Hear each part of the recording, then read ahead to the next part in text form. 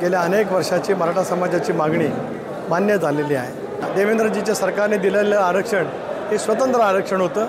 तेच आरक्षण आता कायद्याच्या कसोटीवरती त्या ठिकाणी दिलं गेलेलं आहे। महाराष्ट्राच्या महायुतीच्या सरकारने अतिशय मनोनिग्रहाने कायद्याच्या कसोटीवरती असणारं आरक्षण मराठा समाजाला दिलं।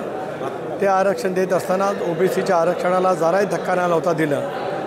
मला असं वाटतं की गेल्या अनेक वर्षाची मराठा समाजाची मागणी मान्य झालेली आहे। जरांगे पाटलांना आंदोलन करण्याचा अधिकार आहेच, परंतु शासन, मुख्यमंत्री, मंत्री यांच्याबद्दल बोलताना थोडंफार संयम राखून जर काय बोललं गेलं तर ते अधिक उचित होईल असं मला त्या ठिकाणी वाटतं।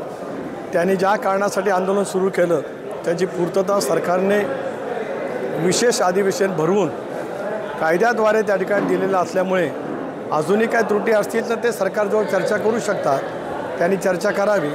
प्रदेश राष्ट्रवादी काँग्रेस पक्षाचा अध्यक्ष म्हणून माझं त्यांना आव्हान आहे की त्यांनी या संदर्भामध्ये सरकारच्याकडे चर्चेतून मार्ग काढावा आणि कुठल्याही पद्धतीचं तणाव निर्माण होणार नाही या दृष्टिकोनातून त्यांचं सहकार्य मिळावं अशी आपल्यामार्फत त्यांना विनंती करतो आहे। एक असं आहे की सुरुवातीपासूनच राज्य सरकारचं म्हणणं होतं, सगळ्या मराठा समाजाच्या संघटनाचं सुद्धा म्हणणं होतं की त्यांना स्वतंत्रपणाने आरक्षण हवं आहे। त्यामुळे ओबीसीतून आरक्षण देण्याची मागणी यापूर्वीही कधीही सकल मराठा समाजाने लाखोंच्या संख्येने शांततेच्या वातावरणामध्ये जी मोर्चे काढले त्या माध्यमातून कधी त्या ठिकाणी नव्हती।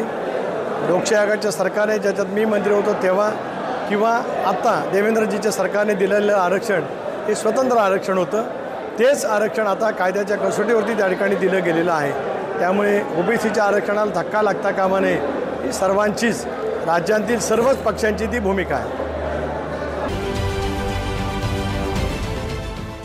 देश विदेशातील प्रत्येक घडामोडींचे लाईव्ह अपडेट मिळवण्यासाठी आता साम टीव्हीच्या सर्व सोशल मीडिया प्लॅटफॉर्मला लाईक, फॉलो आणि सबस्क्राईब करा।